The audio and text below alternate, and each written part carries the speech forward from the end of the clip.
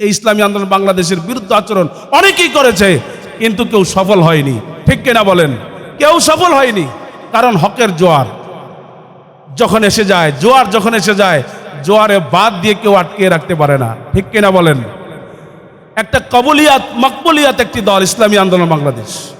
ইসলামী আন্দোলন বাংলাদেশ এই মকবুলিয়াতের এই দলটাকে, কবুলিয়াতের এই দলটাকে, হক একটি দলটিকে বাংলার জমিনে তামাম বিশ্বের মুসলমানের কাছে আপনারা আর কত লজ্জিত করবেন, কত ছোট করবেন, কত হাস্যকর একটি জামাত বানাবেন বলেন তো?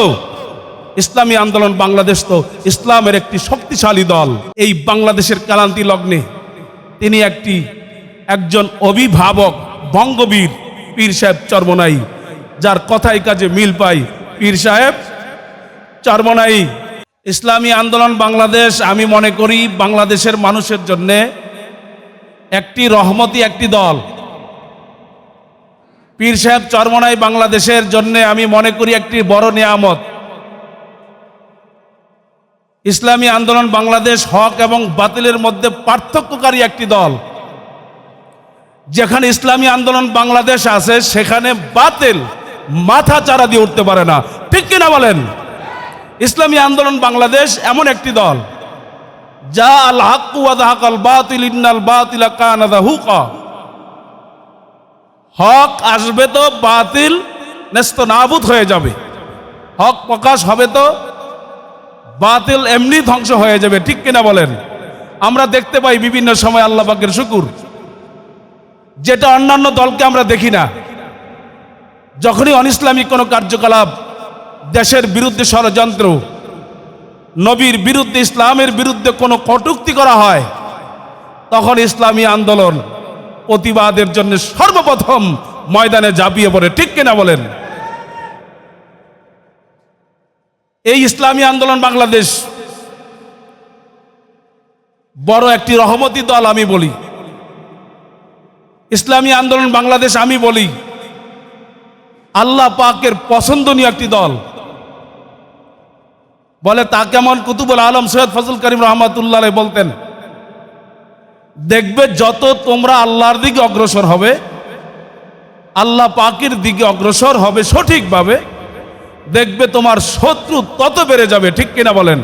তোমার বিরুদ্ধ আচরণকারী দেখবে পদে পদে, রাস্তার মোড়ে মোড়ে তোমার বিরুদ্ধ আচরণকারী দেখতে পাবে।